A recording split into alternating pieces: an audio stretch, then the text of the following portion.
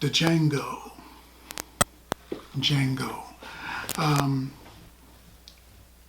Great movie. I just found out there's going to be a possible part two to this. It looks like Quentin Tarantino is attached to it. I wasn't certain when I saw the title, but it looks like they're going to do in 2022. They're going to do a Django slash Zorro. That might be good, maybe if they do it right. I mean, it's Quentin Tarantino, so it's got to be good, right? This movie stars Jamie Foxx, Christopher Waltz, who is a great actor. I'm starting to enjoy his movies more and more. Leonardo DiCaprio, Kerry Washington, the incredible Samuel L. Jackson, Don Johnson, and James Remire. Franco Nero is in it. The original Django from back in the day in the spaghetti westerns. He actually makes a cameo in the movie. And Jamie Foxx tries to explain the name to him, tells him the D is silent. And he's like, takes a drink, is like, I know. It's because he's Django too, which is kind of interesting. This movie is about a slave who is set free and allowed to embrace his anger and vengeance upon his captors. He's turned into a bounty hunter by a gentleman called the Dentist, also called the German, Dr. Schultz. And Dr. Schultz is a bounty hunter. So he explains to him what a bounty hunter is. He's like, yeah, I go out, I shoot people dead, I bring their bodies back to certain people who are looking for them, and they pay me. And he's like, yeah, I can do that. And he's like, yeah, man, I'm going to let you shoot white folks and make money off of it. And as a slave, he loves that. He's like, wow, that's incredible. That's a dream. That's like hitting the lottery. So he does that.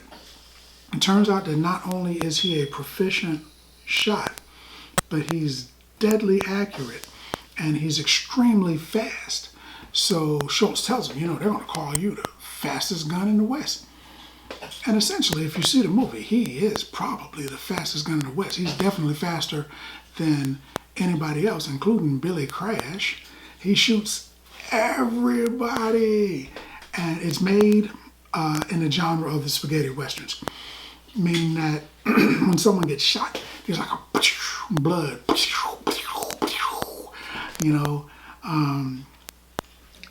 It's really, really good because there's one scene that he's hiding behind a guy's body, shooting at the bad guys, and they keep hitting the body, and there's blood just flying in the air.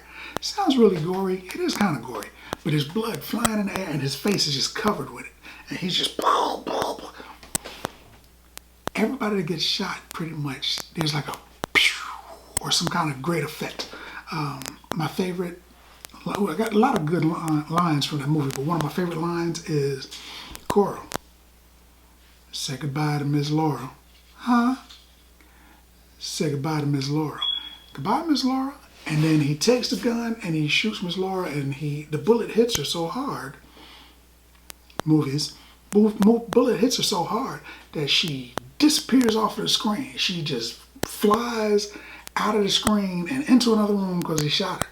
And it's clearly wire work, but it was hilarious because, he's like, say goodbye, and she's like, goodbye, and he's like, bam, and she disappears. So he gets a lot of revenge. He ends up going to a place called Candyland because he finds out that his actual wife, and that amazes Schultz because he's like, you're a slave and you got a wife? And he's like, yep. And what's your wife's name? Broomhilda, which is a famous German story. So he explains the story in the whole 9 yards. So Schultz is intrigued and he wants to help him, Fox, get his wife back. So they go to Candyland, which is a plantation just filled with horrors. They go there so that they can get the woman back, Broomhilda.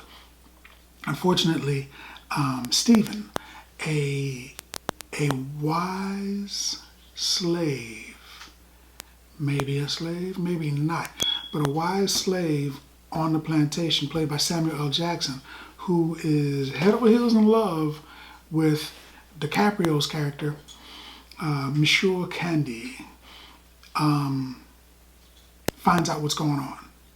And he helps them turn the tables on Django. He calls him Django. And they catch him. You know, they end up killing Schultz, and which upsets Django terribly.